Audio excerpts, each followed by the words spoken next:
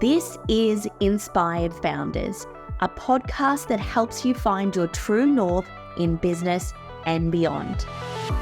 I'm Priscilla Skippington, a soul-led entrepreneur passionate about sharing the wisdom of world-leading business minds who have walked the path before us. From their toughest challenges to their greatest triumphs, we explore the stories that have shaped their journey and defined their future. Together, we discover the resilience and redemption it truly takes to achieve success, make a lasting impact on the world, and live a life that is truly fulfilling.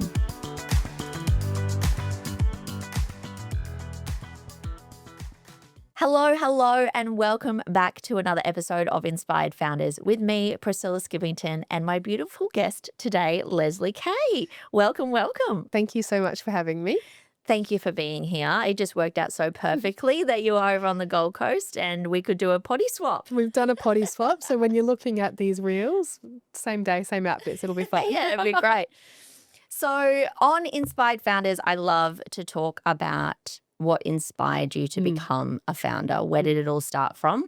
I know my story that I've now shared from stages and on the podcast, it all started from obviously childhood for me. And so I'd love to go back to way back when, because I know you have a very interesting story to share if you're open to. Oh, yeah.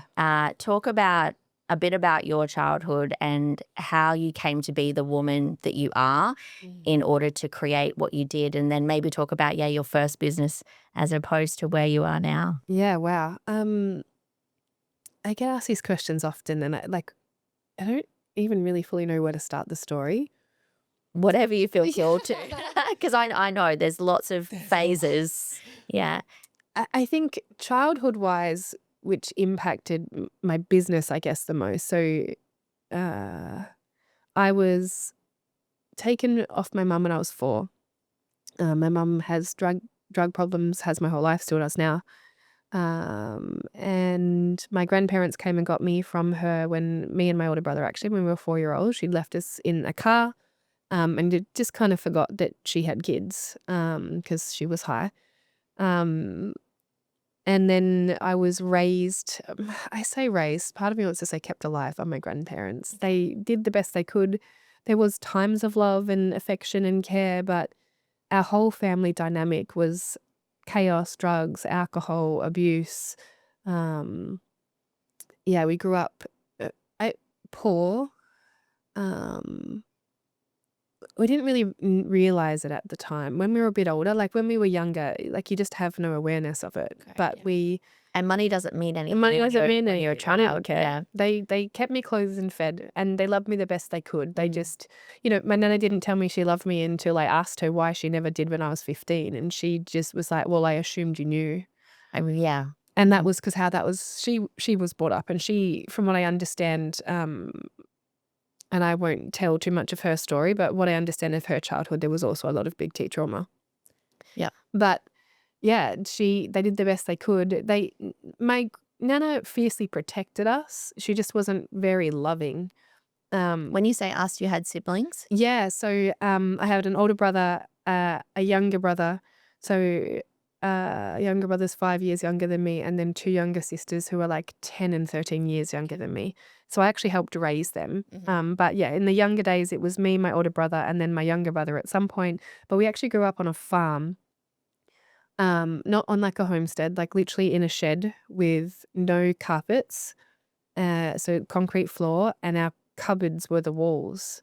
Yeah, right. And I have pictures of it now, and I look back and I'm like, whoa, we were poor. Yeah. But that was life. That was you had life. nothing to compare it to. No, and sometimes now I think I would love to go live on a farm in the middle of nowhere with nothing. Give me a shed on a farm. And we lived off the land, we had ducks and sheep, and, my granddad, would go hunting and would eat kangaroo, and but they were on a pension, and they were housing, feeding, clothing 2 children that weren't theirs. They had 5 children of their own that had grown up and moved out of home mostly. But my family, and some of them I still speak to now, and some of them are great. But yeah, there was lots of periods of drug and alcohol abuse, violence in the home, sexual assault, that sort of stuff. So that really shaped the woman that I am, and probably the trauma that I brought into how I built my first businesses. Not probably, definitely did. Yeah. You know, betrayal from my mum, betrayal from my father. So there was a great mistrust like imprinted in me with all of life, really. And I learned really young. So when I started in year 7, actually, I got ducks of the school. And Well done. yes. And well, that started to imprint that if I was smart, I would get more love, because my granddad started to like buy me presents and really reward me. And in my eyes, it's like I was being primed to be the cycle breaker. It's like, almost, thank God, like Leslie's our little saving grace in some The way. pressure Yeah, that comes with that. Yeah. Yeah, like, I didn't drink for ages. I didn't take drugs for ages, because I was like, oh, I can't be like my family because I'm the good one. I'm the one that's gonna, I don't I know, understand that so deeply. like redeem the family name somehow. I'm not even sure, but yeah. So that was the, I guess, the pressure and the imprint of my childhood. And I moved out of home actually when I was 15 years old. I was getting abused at the time, and my older brother moved out, and I was just like, well, if he's leaving, I'm leaving.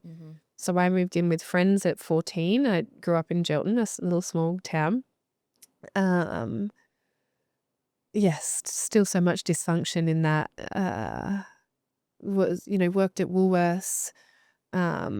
Started to study journalism. Didn't finish high school. The deal was I was meant to finish high school if I moved out. I still went to school. I just worked and was at school, but then dropped out in year 11. And at that stage, when I was 17, I moved to Perth with my then boyfriend, and then started in real estate. And that was my first real career. And that's where I started to learn that if I applied myself, I could start to make more money. So I was earning like 90K at 18 years old. Wow. Yeah. And that sort of, started the pattern of the more money I make, the more things I can buy, and the more free that I feel. Yeah. The founder story, it was more when I was, so in real estate, I took a gap year, partied for a year. That's a whole other conversation. That's what sounds like a fun one. There's an article on it in Daily Mail or something. Basically, I just took cocaine and partied for a year. And actually, when I was 19, before I started to raise my younger sisters, my nana called me one day and said, I'm going to need you to help me raise your sisters at some point, because I'd left them obviously when I moved out. I moved to Perth. And I said, can you give me a year? She was like, yeah. So I took a year off and literally just started taking drugs and drinking, which I hadn't really done. Was there a reason for the escape, do you think? Did you reason you needed the year, or you were like, I'm going to have to raise children, so I'm going to do everything I can before I come back? Yeah, I'm very grateful. I had a lot of self-awareness. I didn't really know what to do with it rather than achieve, but I had this awareness that I didn't want to ever hate them for stealing my youth. And I'd been so responsible up to that stage. I mean, I grew up with the wrong and fell into the wrong crowds, bikies and drug dealers and that sort of stuff. But I never really ever let it consume me, and I never allowed myself to be irresponsible. I would, party, but still have 2 jobs. Yeah. But this was like my gap year of, I'm just going to stop being responsible. And I literally spiraled basically for 9 months, and it became a problem. And then I woke up one day and I was like, whoa, clearly just falling into the patterns of my family, and came home, bought a house, settled down, started to raise my younger sisters with my nana. Wow. Yeah. Your journey in that. 21 years old, I was basically a mum to 10 and 11-year-old. So yeah, that was sort of when I started to be more responsible and started to realize that if I was going to raise a family and buy a house, I had a house, that I needed to figure out how to make more money. So I started in recruitment, and that was the business that I eventually started on my own, but started for one of the world's largest recruitment agencies. Fast became their top biller. And the founder story is because I was there for 8 years, and then I fell pregnant, in that time, met my partner, got married, then fell pregnant, and they told me that I couldn't keep my business. So I was earning between $500,000 and $700,000 a year as an employee. Wow. Huge money. That's huge money. As an employee. As an employee. Wow. Yeah. Boss woman, you were. I was working 12-hour days, 6 days a week. Of course. And it was a trauma response and an avoidance response. I didn't want, it felt safe there. I could avoid myself because I was always so busy. I was constantly overstimulated. I was constantly responding to emails and dealing with client issues. And yeah, my job, my capacity to earn money was my identity. So Yeah. I threw everything into it. Yeah. But yeah, for God. So the first 2 years I struggled. So for 6 years I was earning multiple six figures as an employee. And I Wow. became the world's top billing recruiter 8 years in a row.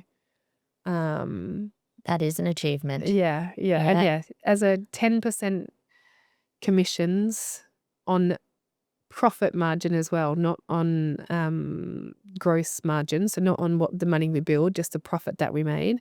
I was earning 10% commissions and making 500 to 700K wages. So when I started to realize that, I was like, hang on, they're making multiple millions of dollars and I'm getting, like, what I was getting was great, but I'm like, if I'm getting this much and they're making this much, then why am I not doing this for myself? And then the founder story is because when I fell pregnant, they said, well, if you take maternity leave, you can't, even though I'd built the business, that business didn't exist before I started. So they give you the tools. It's like running a business in a business. So they gave me the tools and then I did everything and training and all of that sort of stuff. Yeah. But everything inside of that, it was like running a business inside of a business. Yes. So they used to call it desk. So that was my desk. That was my business. Yes. So I'd built this big business and made all of this wealth and it, like, had all of this money and 5 houses and designer everything and 5-star holidays twice a year and paid for all the family to go. And then they said, we're going to turn the tap off basically if you decide to be a mum. Well, I was already pregnant. But I just assumed because it was my business that there'd be a bit more flexibility. For sure.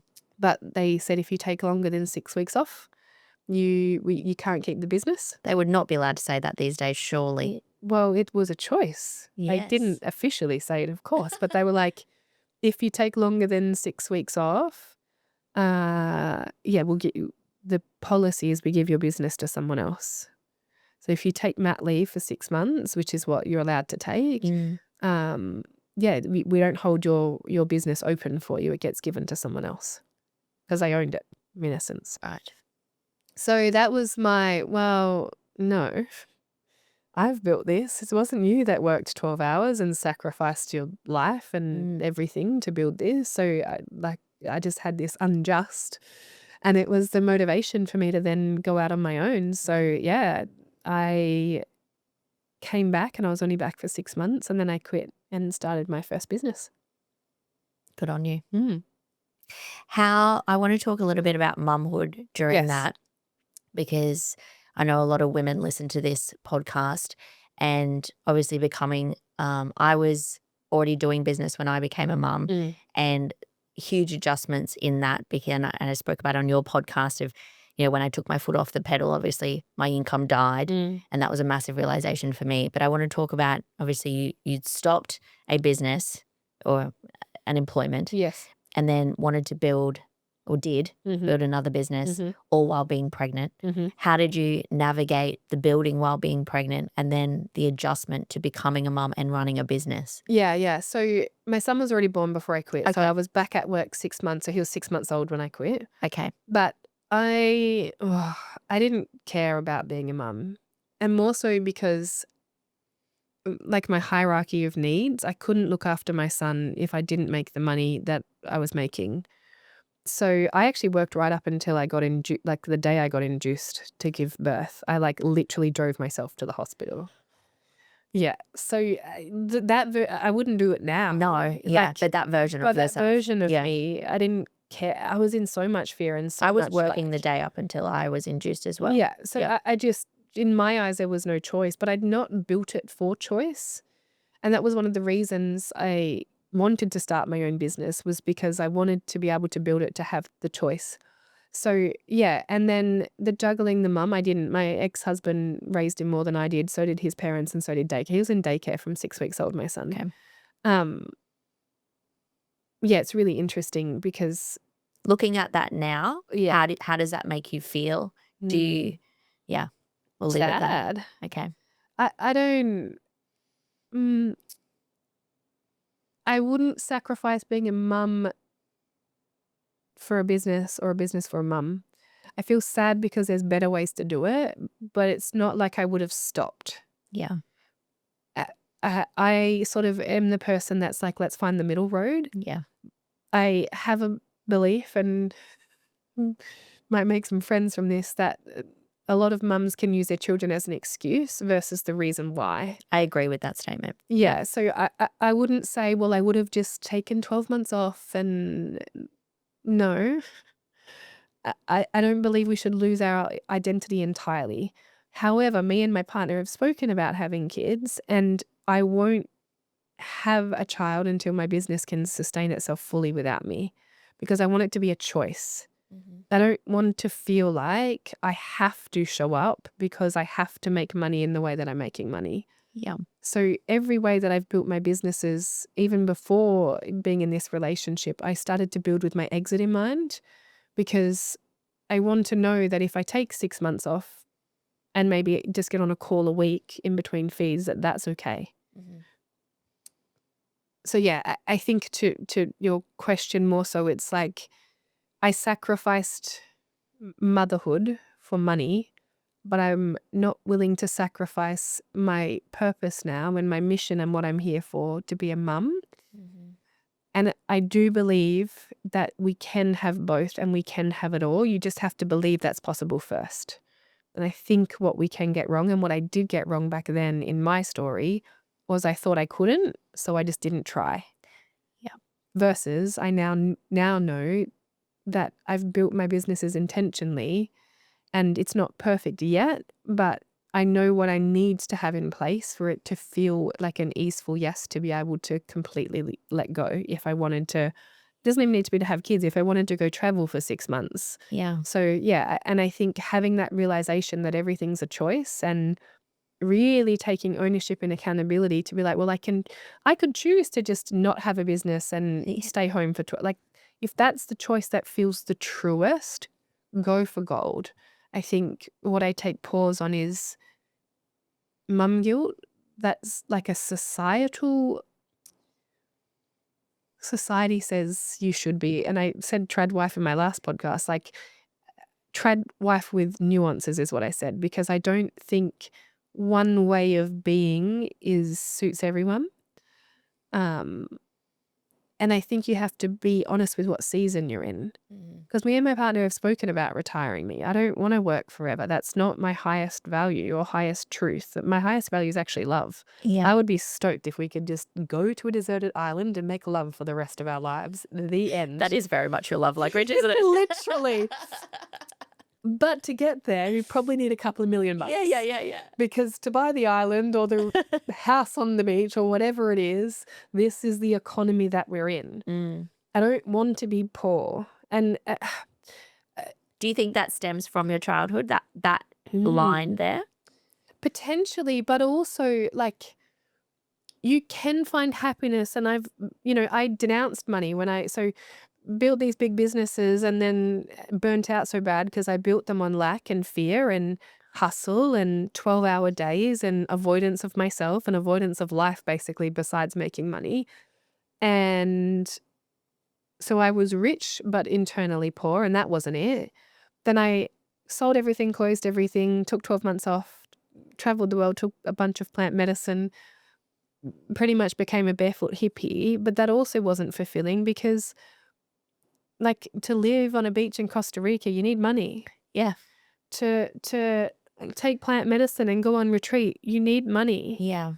And I think there's so much fight against, I don't know, it not being focused on money, but for me, it's a vehicle for freedom. Correct. Yeah. And I don't want to be getting by. I want to be thriving. And thriving for me, unfortunately, means that I don't even know if it's unfortunately. It's like, this is just the reality that we're in. Yeah. I want to eat organic food. I want to have nice things, and I want to be comfortable. I don't want to have to worry about how I'm going to provide for me, how my partner's going to provide for me, how we're going to provide for our children. And I think when you accept that reality, that it comes with a price tag, then you can just work towards what that price tag looks like. What I realized recently was it's actually more achievable. It's like I actually used to think it was the big 8-figure business. And the more I build my businesses and learn from great mentors, you can have a 7-figure business run really lean and you can have a great lifestyle. I agree. Yeah. Whereas I had 8-figure businesses with low margins. So I am now on track to have the same money, but way less overheads and way less ego in how big it was. Like I built a 40-person team and a 20 million business because it sounds cool.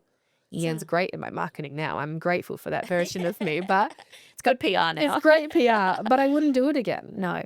But your values have changed. Truly. And shifted. Truly. And where you are now as a person has changed and shifted. Yeah. And I think that is the most beautiful gift we get from business. If we're open to flowing with it and evolving with it, is we get to evolve and change, and so does our business and the way we create and build it. I agree. And if we follow the path of alignment, we get to the place where we realize what we actually do and don't want. Truly. Yeah. Like 2.5 million and 50% profit and moving overseas so the government doesn't take all of your tax. Like 1.5 million a year cash in hand is a lot of money to live a great life. And yeah, I think it's really just figuring out what you value, what freedom is going to look like for you, and what you're willing to do to get there. Because if you're not willing to put in the work now, then maybe that's not your highest truth. But I'm like, in my view, I'm not willing to have a mediocre life. I'm not here for average. Your poor question, that is actually really interesting. Do I think it's because potentially, just the choice of words is why. True. Yeah. And I love that. Yeah. Yeah, potentially. But I think the foundation of where I'm building from now is different. Sure. Yeah, I don't want big for big's sake. I actually want sustainable and something that I can breathe inside of. Like running 40-person teams is, whether you have a CEO in that business or not, it can be quite draining. And this is the awareness we need to have, because to get to the season when we have a lot more freedom, we have to be willing to hold every step along the way. And there's only a certain point in your business at that level, even at that much cash flow, where you can sustain to pay your wage and a CEO's wage. And you have to be willing to factor that in. Yeah. So when I'm talking to women about 7-figure businesses, I'm not saying build bigger teams and building huge machines. I'm like, you and 2 VAs. Like, let's keep it lean. Maybe if you're in coaching, maybe a support coach. If you're a lawyer, getting a senior lawyer to take your cases off you. If you're an accountant, stop doing delivery, that sort of stuff. But yeah, I think bigger's only better if it's leaner. Yeah, I couldn't agree more with that statement. And I tend to work with women a lot in that space now as well. I think the economy we're now in, or the way we build business now, is very different to how we did 10, 15 years ago. And what business is now is very different. And I feel like because more and more people are getting into the business space, or at least have a side hustle or something going on for them, the way business needs to be built is very different now. And I love the lean aspect, because I'm very much there now as well. I used to think I wanted a big team and a big, bricks and mortar creative agency and have all the staff and do all the things. And, I started to do that. And then I quickly realized, well, the overhead's one.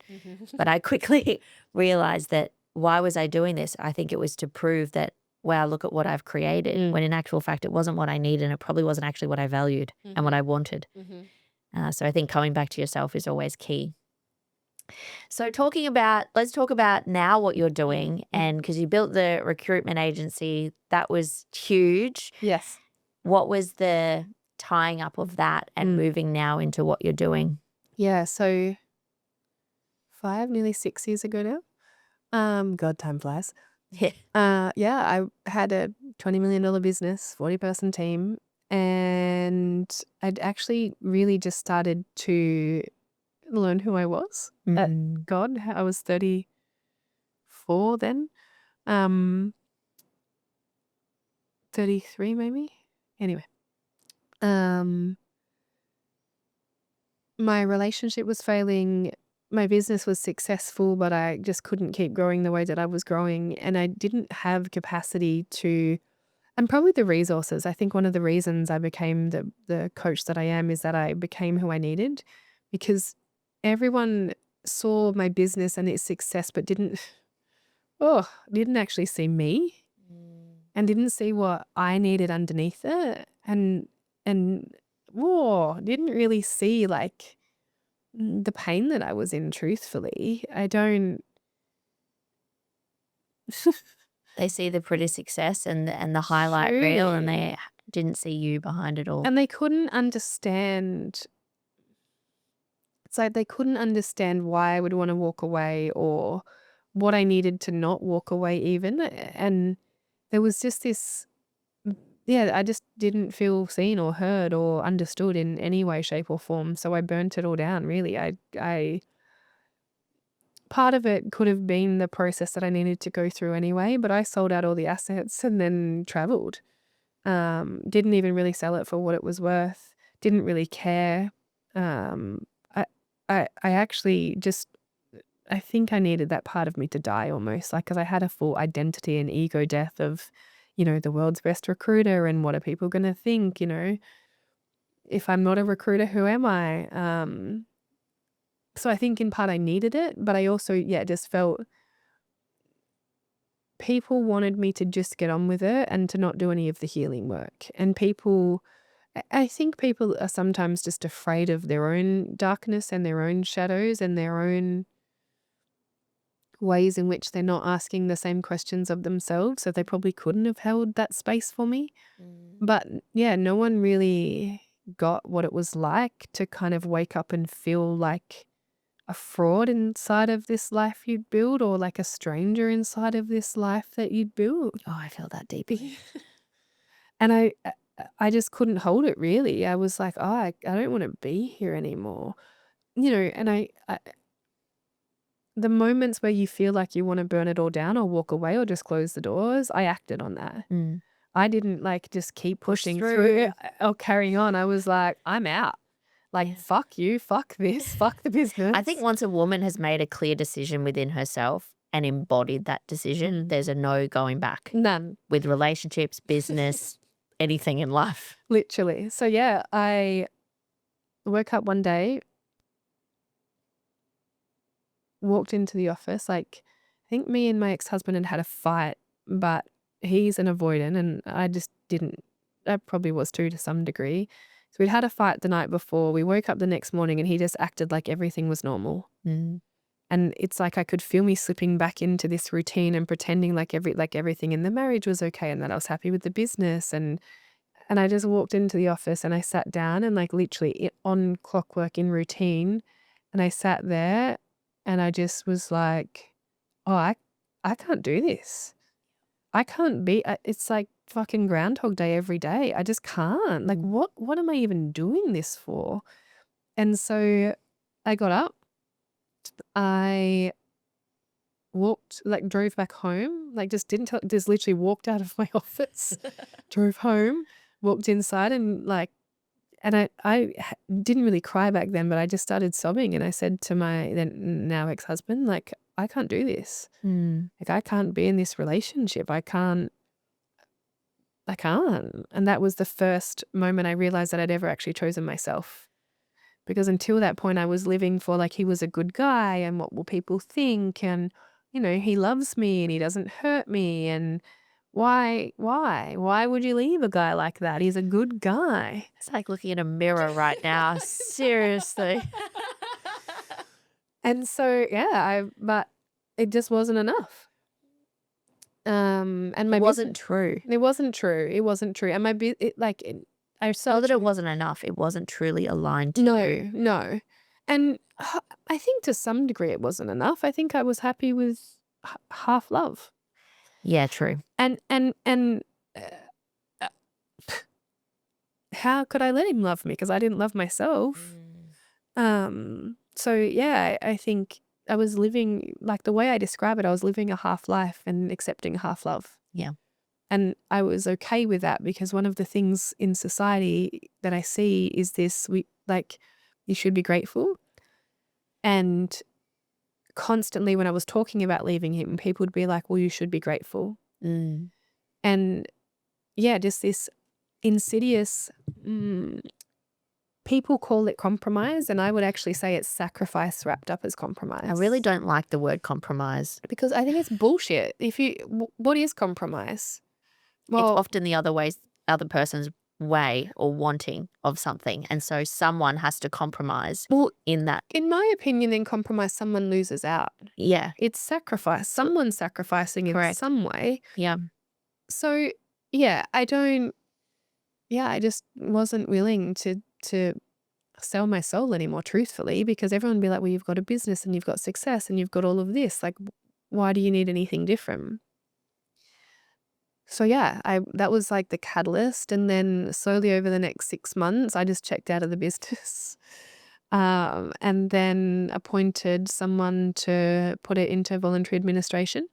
We sold out all of the assets. I had a high 6-figure payout, and then I just didn't work for 12 months. Uh-huh.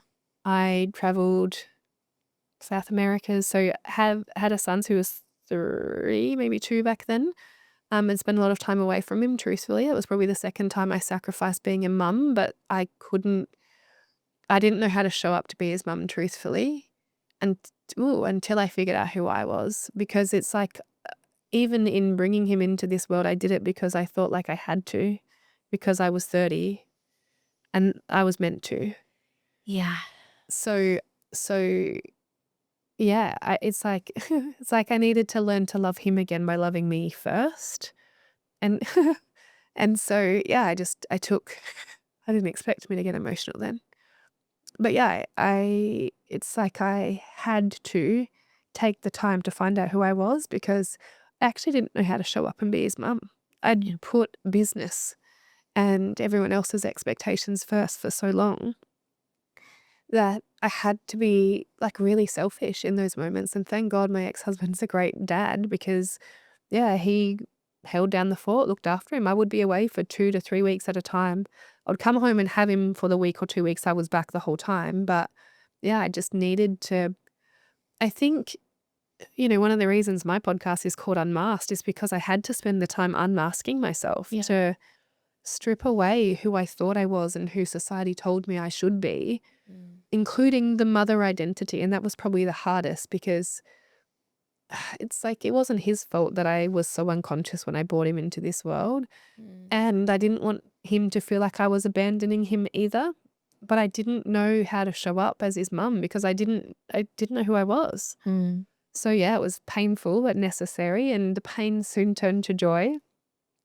And the trip soon turned from healing to celebrating and learning and playing. And I went through probably 6 months dark nights of the soul, but then 6 months of it was like celebration and connection. And you have to go through the dark times to get to the other side. Truly. Yeah. So yeah, it was a whole thing. So talk a little bit about what you discovered, or what you went to discover on your travels. Oh, just, I want to say the truth of the world. I think, being in school, going to high school mostly, being raised by a generation older than my parents, so like very old school, work hard. Just I had to unlearn how to stop being the good girl and stop being the high achiever and stop being the people pleaser. And so I never used to think I was a people pleaser, but I would people please if I was getting money from it.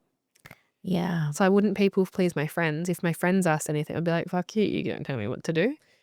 But what I would sacrifice was my no for my clients' yes. Because I learned that if I performed, I would get rewarded. So yeah, I had to unlearn all of that. I had to sit with my pain of my mum, and I had to sit with the pain of my dad, and I had to sit with the pain of my trauma, and not had to, I got to, like, you You know, chose to. and we'll get into why I do what I do now, but I've got a not-for-profit that my goal is to get to a stage where we can sponsor women to take 6 months off because I love that. yeah, because we don't like, not everyone builds a 8-figure company and then gets a 6-figure payout so they can take time off to find themselves, and especially if you've become a mother, it's like not everyone's gonna trust their ex-husband to look up or have the honestly, I actually celebrate the version of me that took that time away from my son. Because again, there was so much societal conditioning on I'm being a bad mum, I'm abandoning him. And I'm such a better mum because of it. I'm a whole different person. People that knew me from recruitment that know me now are like, we don't even know, like it almost feels like a complete identity switch. Yeah. But I wouldn't be the mum that I am now if it wasn't for actually taking the space to create that. Mm. And part of the mission that I have now is, well, not everyone is going to be lucky enough to have a big business exit to be able to fund that. And the biggest cause of turmoil, pain in women and female founders is burnout. Yeah. And so sometimes we just need someone to hold us for 6 months to actually sort our shit out and put our life back together. I love that. So So is that non-for-profit put together now, or is something you're building? yeah, so we have the foundations of it. Yeah. I'm hoping it'll be 12 months till we have the revenue through that. So I do a lot of my work out of that because I don't take a profit from it. I run my agency through a traditional model, and then I run my coaching through the not-for-profit, and then all of the profits stay in that organization. That's incredible. So talk a little bit more about what you are doing now. So you went on your travels, self-discovery, became a much better mum, more fulfilled within yourself. Where did the next business start from? So business coaching. Yeah. Because yeah, like I touched on before, when I realized that I just needed someone to see me and understand what I was holding, and to actually get the desire to keep the business, but not in the same way. Yeah. It's like if someone had have said, come in and taught me how to let go of control and put in place someone to manage the business for me, or change the structure of the business, or, I had a 40-person team. I now have an offshore agency. I would have had maybe 3 employees, knowing what I know now. If someone had have said, hey, here's a better model, and we're going to make it so lean, and you're going to have one manager, and rather than spending $3.5 million on wages, you're going to spend $1 million on wages, or $500,000 on wages even. It would have been more profitable, it would have been less pressure, and it would have been way easier to manage. Yeah. Then if someone had have helped me realize that I was A, the problem, but B, also the solution, I'd come to the awareness that I was the problem, but no one had the tools to be like, here's how we make you the solution as well. I was going to Australian Institute of Company Directors training and Australian Institute of Management to learn to be a better manager.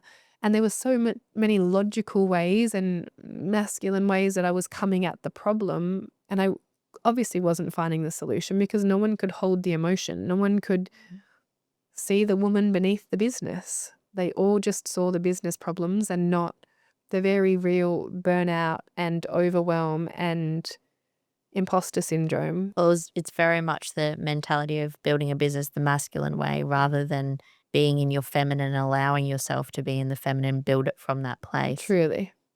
So yeah, I became a business coach, and I've been doing that for 4 years. And yeah, similar to any time that I've felt like I've wanted to give up,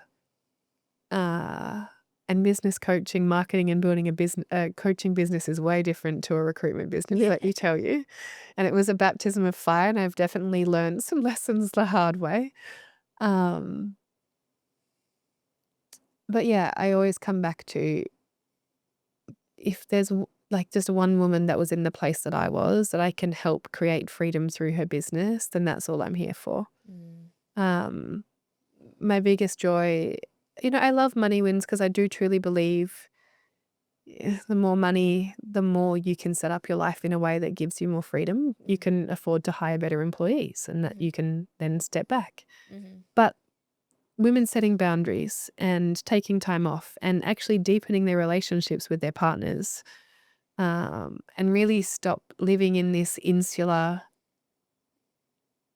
well, I can't have it all, or I can't have both, or I can't have this if I have this.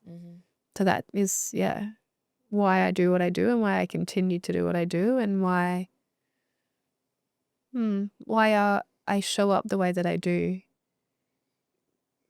And I don't know, just this hope, this like, there's a better way to do business. You don't have to keep killing yourself, I promise. You don't have to keep living inside a relationship you hate, I promise. You don't have to keep missing your kids' days at school, I promise.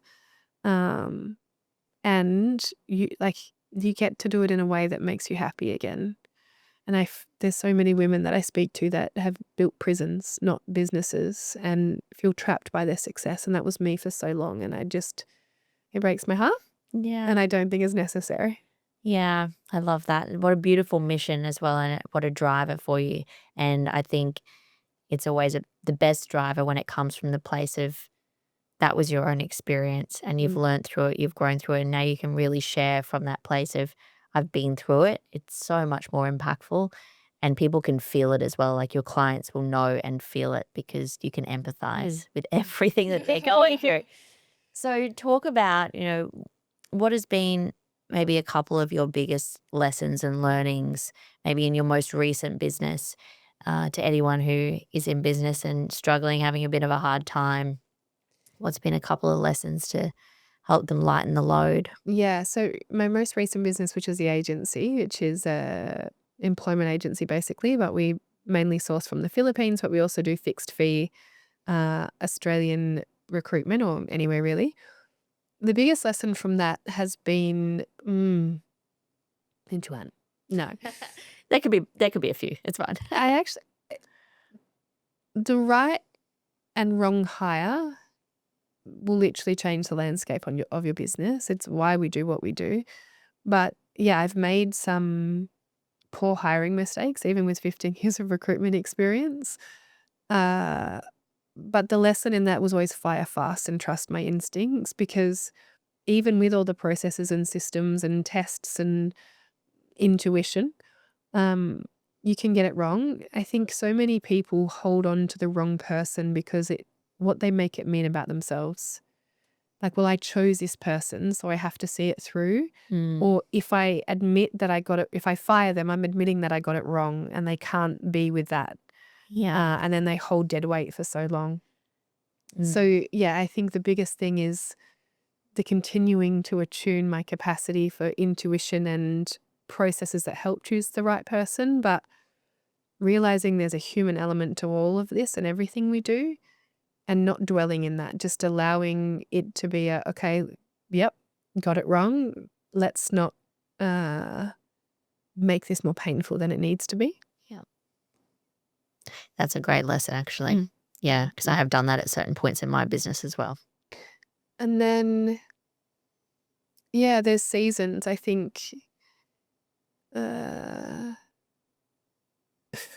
I'd kind of just gotten to a good place in my coaching business and then decided to start another business. It came about naturally, though. Most of the women that I help, I'm helping them find new staff members. So it became very natural progression. I was like, oh. Isn't that beautiful how that just happens? Like you were in recruitment, and then that tends to be the women that you attract. Yes. So yeah, I was helping them find staff members anyway. So yeah, but then I actually had to sit with, I was in another season of scaling, and that I had to adjust my priorities and time. And I don't, we touched on this earlier, but I don't overwork or hustle. But yes, some weeks I'll work longer than others, and that's okay. And I think the point to, I guess, anti-hustle culture is just don't spend time doing things that don't move the needle, and make sure you know what are your money-making tasks, what is going to move the needle. And if you're in a day or a week or a season where you want less pressure or less on your plate, just make sure you have your non-negotiables, and where possible automate or delegate them. But if you can't, then just move with what you can. Yeah, love that. So what's your big, lofty goal, vision, mission in this world? Because I know you're here to make an impact. You already are. Uh, yeah, what's the big, lofty goal for you? To help 1,000 women become millionaires through their business. Beautiful. Have you set a time frame? 2 years, I feel. Yeah, awesome. I probably have to change my model so I can be more one-to-many, but I just feel like so many people are accepting good enough. Like 100K, even 200K to a degree doesn't give you ultimate freedom, in my opinion. It's enough to survive and it's enough to be comfortable. But if you want big holidays or investment properties or actually, in my opinion, to start to build wealth, you need a lot more to be able to do that.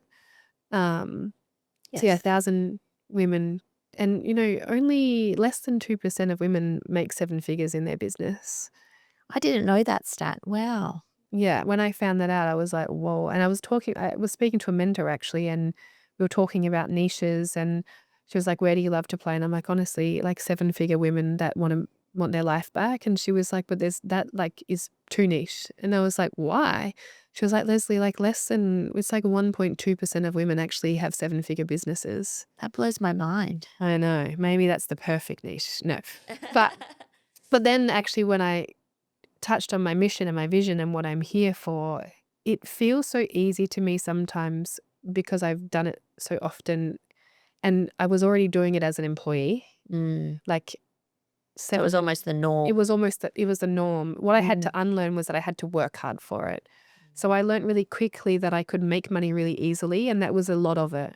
So then seeing, I had a $60 million business in partnership, then a $20 million business solo, and seeing $5 million plus a month go in and out of bank accounts, it like dissolves any story that the money's in lack or limit. Yeah. Because we're in mining, like 500K paydays and spending and invoice, it was nothing. So being in that gravity of wealth and money just really dissolved any limitations on what was possible. So that was step 1. Step 2 for me, and the biggest work has been, I don't have to kill myself for it, and I don't have to hustle for it, and hard work doesn't mean more money.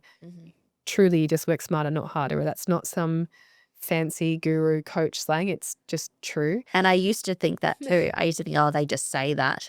But it is true. When you do figure it out, you do the hard yards first, and then you realize that's not the way, and then you figure out that there is an easier way. Yes. Yeah, I preach that too. Yeah, so team, processes, leadership, Leanne. So they're my 3 Ps, people, profit, performance. But what you're looking at is, do you have the right people? And again, not big inflated teams. It could be one great VA and one in-person person, and you're sorted.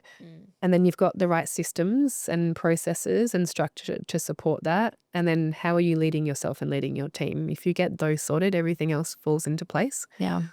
So yeah, that's amazing. That's really it. Well, thank you so much for joining me today. I know so many people are going to get a lot out of that. You've done incredible things in your life, and I'm so happy for where you are now in your relationship, in your life, and all the things you're now creating. And I know there's lots more to come for people from you. I feel like I'm just getting started. Yeah, you are. Again. Yeah. Thank God. Yeah. Well, thank you so much. It's been my absolute pleasure. Thank you. Thank you so much for tuning into this inspirational story. Lucky for you, the inspo doesn't stop here.